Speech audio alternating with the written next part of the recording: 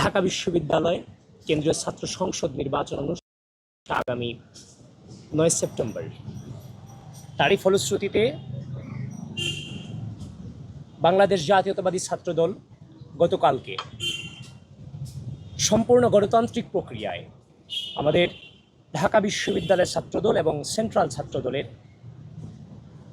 আমাদের অভ্যন্তরীণ ভোটাভুটির মধ্য দিয়ে আমরা আমাদের প্যানেল নির্বাচিত করেছি এবং সেই প্যানেলই গতকালকে ঢাকা বিশ্ববিদ্যালয়ের রাজু ভাস্কর্যের পাদদেশ থেকে ঘোষণা হয়েছে। সেখানে ইতিমধ্যেই আমার সেই প্যানেলের মনোনীত জেনারেল সেক্রেটারি আপনাদের সামনে কারা কারা উপস্থিত আছেন সেগুলো আপনাদেরকে বলেছেন। প্রিয় বন্ধুগণ, গতকাল আমরা যে সূচনা করেছি, আমরা আমাদের যে সূচনা করেছি বাংলাদেশের ইতিহাসে কোনো ছাত্র সংসদ নির্বাচনে এই ইতিহাস বিরল যে তার সংগঠনের অভ্যন্তরীণ নেতাকর্মীদের ভোটাভুটির মধ্য দিয়ে তারা তাদের প্রার্থী নির্ধারিত করেছে। মানে আপনি একটি গণতান্ত্রিক প্রক্রিয়ার নির্বাচনে যাওয়ার আগে আপনার অভ্যন্তরীণ ভোটাভুটির মধ্য দিয়ে সেই প্রার্থীগুলোকে নির্বাচিত করা হয়েছে। এটা বাংলাদেশের ইতিহাসে নিঃসন্দেহে বিরল। সুতরাং ঢাকা বিশ্ববিদ্যালয়ের ইতিহাসে এই যে প্রথম এভাবে ভোটাভুটির মধ্য দিয়ে গণতান্ত্রিক নির্বাচনে একটা সংগঠন তাদের প্রার্থী নির্বাচিত করেছে, আশা করি ঢাকা বিশ্ববিদ্যালয়ের শিক্ষার্থীরা সেটাকে হৃদয় থেকে স্বাগত জানাবে এবং সেই প্রক্রিয়াকে ত্বরান্বিত করতে আমাদের পাশে থেকে উৎসাহ দেবে। এবং সবসময় আমাদের পাশে থেকে ঢাকা বিশ্ববিদ্যালয়ের শিক্ষার্থীরা সে উৎসাহ দিয়েছে বলেই আমার সংগঠন এত বড় সিদ্ধান্ত নিতে পেরেছে। ক্রীড়াবিদ থেকে শুরু করে তারপর আদিবাসী, তাদের আদিবাসী যারা এসেছেন আবার তাদেরকে এমন না আমরা কোটা এখানে নিয়ে আসছি। আমাদের যে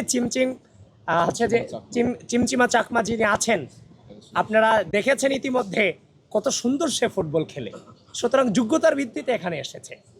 তারপর হচ্ছে যে আপনার সাংস্কৃতিক ব্যক্তিত্ব, তারপর হচ্ছে যে বিশেষ করে হচ্ছে যে বিশেষ চাহিদা সম্পন্ন যারা আছেন, সামগ্রিকভাবেই আমরা হচ্ছে যে মেয়েদের আমাদের বোনদের ব্যাপারে আমরা প্রায়োরিটি দিয়েছি। তারপর হচ্ছে যে আরও যে ব্যাপারগুলো মানে একটা প্যানেলকে ইনক্লুসিভ করার জন্য যত গুণাবলী সম্পন্ন প্রয়োজন সেই গুণাবলী সম্পন্ন ব্যক্তিদেরকে নিয়ে আমরা সেই প্যানেল নির্ধারিত করেছি। এবং আরেকটা জিনিস আপনারা অবাক হবেন, অন্যান্য যে হতে পারতেন কিন্তু তারা বর্তমান পরিবেশ পরিস্থিতি এবং ঢাকা বিশ্ববিদ্যালয়ের শিক্ষার্থীদের চাহিদা অনুযায়ী তারা তাদের জায়গা ছেড়ে দিয়ে তাদের নির্বাচন প্রক্রিয়া সম্পন্ন করে তারা তাদের জুনিয়রদেরকে সামনে এনেছেন এবং শিক্ষার্থীদেরকে নেতৃত্ব দেওয়ার জন্য সেই সুযোগ তারা করে দিয়েছেন, যার কারণে বাংলাদেশ জাতীয়তাবাদী ছাত্রদলের প্যানেলটা অন্যান্য সকল সংগঠনের প্যানেল থেকে সম্পূর্ণ আলাদা। তারপর আমরা গতকালকে যখন আমাদের প্যানেল ঘোষণা হওয়ার পর আমরা আমাদের মনোনয়নপত্র জমা দিয়েছি। জমা দেওয়ার পরে আসলে আমাদের বেড়ে ওঠাটা খুব ফর্মালভাবে না, নর্মালভাবেই যদি বলি, একদম যেভাবে আমরা কথা বলি যে আমাদের বেড়ে ওঠাটা কিন্তু আসলে জুলাই কেন্দ্রিক, আমাদের ফ্রন্টে আসাটা আমাদের জুলাই গণঅভ্যুত্থান কেন্দ্রিক। তো জুলাই গণঅভ্যুত্থানে আমরা চোখের সামনে অসংখ্য রক্ত দেখেছি। এখনও যে আমি আপনাদের সামনে এই সংবাদ সম্মেলনে বসে আছি, এই ছোট্ট আনাস কোনো স্বার্থহীনভাবে এই রাষ্ট্রের জন্য কিন্তু জীবনটা বিলিয়ে দিয়ে গেছিল। আজকে আমি আপনাদের সামনে বসে আছি সেই আনাসদের রক্ত, শাহাদিকদের রক্ত, এই জুনায়েদদের রক্ত, এই যে হচ্ছে যে ওয়াসিমদের রক্ত, আবু সাইদদের রক্ত, মীর মুগ্ধের রক্ত, হাজারো হাজারো শহীদদের রক্তের বিনিময়ে কিন্তু আপনাদের সামনে এখন বসে আছি। সুতরাং এই শহীদদেরকে ধারণ করে অউন করে কিন্তু আজকে আমরা আপনাদের সামনে কথা বলছি, যার ফলশ্রুতিতে গতকালকে যখন আমাদের প্যানেল ঘোষণা হয়েছে আমরা মনে করেছি যে যাদের রক্তের বিনিময়ে আজকে আমরা এই জায়গাতে এসেছি তাদেরকে স্মরণ করাটা আমার প্রয়োজন। যার ফলশ্রুতিতে আমি খবর জিয়ারত করেছি, আমরা ওখানে গিয়ে অনুভব করেছি এবং তাদের যে ইচ্ছা ছিল, আকাঙ্ক্ষা ছিল, সেটাকে ধারণ করেই আমরা সামনে অগ্রসর হব, যার ফলশ্রুতিতে সেখানে আমরা শহীদদেরকে স্মরণ করার চেষ্টা করেছি।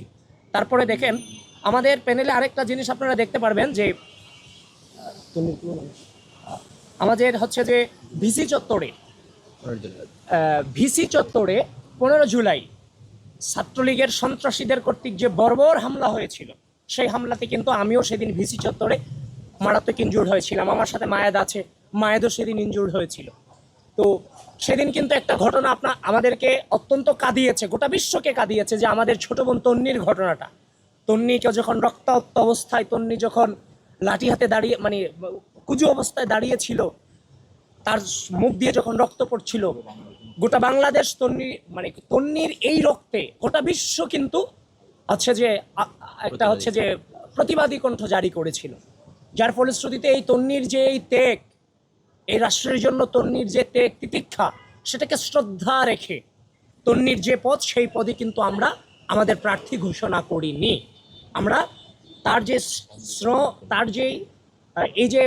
তার যে ত্যাগ, এই ত্যাগকে আমরা শ্রদ্ধা জানিয়ে তাকে আমরা সমর্থন জানিয়েছি, যেটা হচ্ছে যে আমরা আমাদের জায়গা থেকে করেছি আর কি।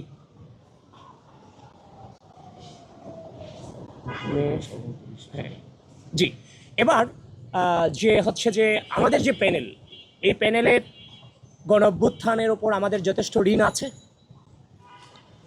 আজকে আমরা এখানে নাও বসতে পারতাম, আমরাও আজকে শহীদের লিস্টে থাকতে পারতাম, নিঃসন্দেহে পারতাম, কিন্তু আল্লাহ আমাদের বাঁচিয়ে রেখেছেন, সৃষ্টিকর্তা আমাদের বাঁচিয়ে রেখেছেন। হয়তোবা কোনো দায়িত্ব আমাদের কাছে আছে, এজন্যই আমাদেরকে বাঁচিয়ে রেখেছেন, এটা আমরা বিশ্বাস করি। তো এই 24-এর যে চেতনা, 24-এর চেতনা অপশাসন, স্বৈরশাসন এবং মানুষের মুখ চেপে ধরার বিরুদ্ধে এক দীর্ঘ আপোষহীন সংগ্রাম। এই সংগ্রামটা কিন্তু কেউ এককভাবে করেনি, এই সংগ্রামটা সামগ্রিক শক্তিগুলো মিলে করেছে। তো এই সংগ্রামের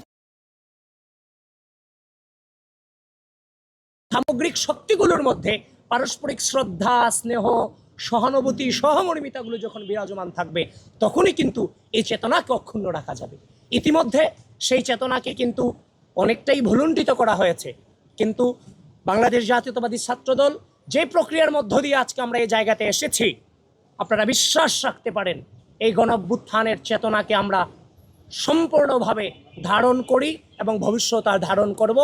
এর মধ্য দিয়ে শ্রদ্ধা, স্নেহ, রাজনৈতিক যে সহাবস্থান, যে সহমর্মিতা, পারস্পরিক শ্রদ্ধা স্নেহের যে টার্মগুলো, এগুলোকে বাংলাদেশ জাতীয়তাবাদী ছাত্রদল যে প্যানেল আপনারা আপনাদেরকে দেখছেন, আমরা ইনশাল্লাহ বাস্তবায়ন করব।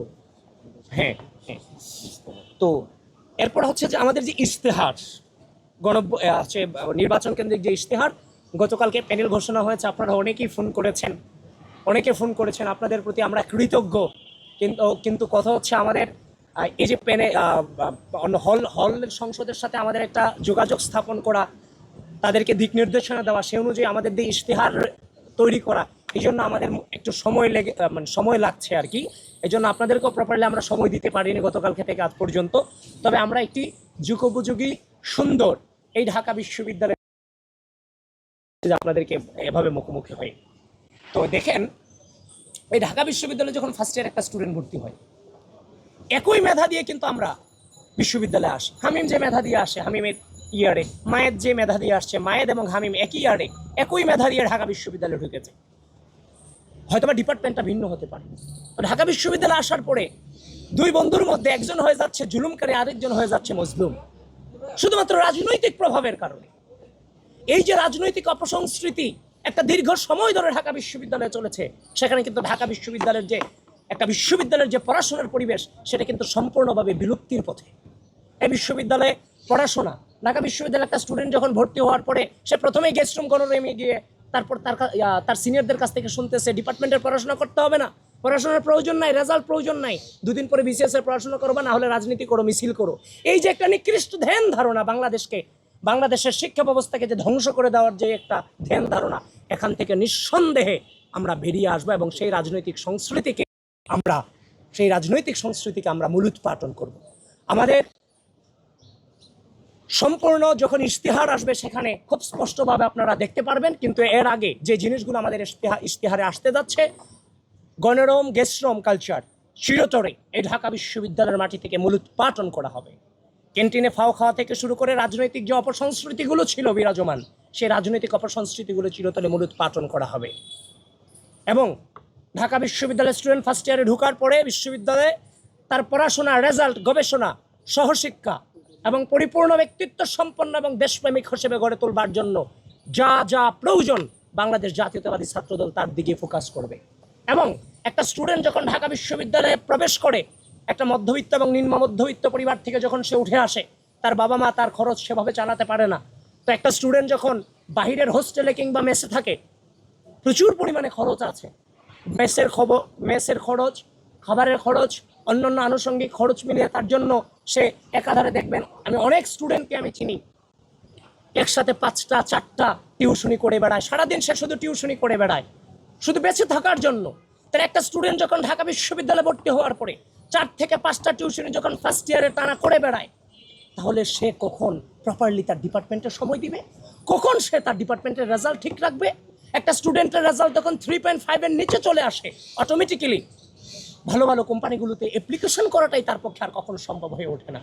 সুতরাং আমি আমার স্টুডেন্টদের জন্য, আমরা আমাদের স্টুডেন্টদের জন্য একটা মানসিক প্রশান্তি দিয়ে যেন সে বিশ্ববিদ্যালয়ে বসবাস করতে পারে, তার পড়াশোনা চালিয়ে রাখতে পারে, সেটার জন্য আবাসন ব্যবস্থার যে একটা সমস্যা, সেটা পরিপূর্ণ আবাসিক বিশ্ববিদ্যালয়ে রূপান্তর করার জন্য আমাদের হচ্ছে যে কিভাবে বলবো, এটা পরিপূর্ণ আবাসিক বিশ্ববিদ্যালয়ে রূপান্তর করার জন্য সবচাইতে বেশি প্রচেষ্টা থাকবে এবং ফোকাস থাকবে আমাদের ওই দিকটাতে। দেখেন, এই বিশ্ববিদ্যালয়ে কিন্তু আমি চিরকালের জন্য বসবাস করতে আসি নাই, চিরকালের জন্য কিন্তু বসবাস করতে আসি নাই। আমি এখানে আসছি, একটা টেবিল দরকার, আমার একটা মাথার উপরে ছাউনি দরকার, যেখানে বসে আমি পড়াশোনাটা কমপ্লিট করে রেজাল্টটা নিয়ে বেরোয় আমি গিয়ে বাংলাদেশকে লিড করতে পারি। ব্যাপারটা তো তাই। আমাকে কেন বিল্ডিং দিতে হবে? আমার যদি সামর্থ্য না থাকে, আমি টিনের চাল দিয়ে আমার স্টুডেন্টের জন্য আমি পড়ার ব্যবস্থা করব বিশ্ববিদ্যালয়ের নিরাপত্তার মধ্য দিয়ে। আমার বিল্ডিং করার জন্য আমার একটা স্টুডেন্ট বাহিরে থাকবে, সে প্রেসারে থাকবে, সেই ধারণা থেকে অবশ্যই বেরিয়ে আসতে হবে এবং সেটা বেরিয়ে আসবো ইনশাআল্লাহ। সুতরাং আজকে আমাদের এ পর্যন্তই থাকবে। যখন আমাদের পরিপূর্ণ ইশতেহার আসবে, সেই ইশতেহারে আমাদের পরিপূর্ণ চিন্তার প্রতিফলন আপনারা দেখতে পারবেন এবং শিক্ষার্থীদের যে চাহিদা, সেটার পরিপূর্ণ প্রতিফলন আপনারা দেখতে পারবেন। আজকে এ পর্যন্তই থাকবে। আর পরবর্তীর যে কর্মসূচি এবং কাজ, সেটা আমরা আপনাদেরকে পরবর্তীতে আমরা জানিয়ে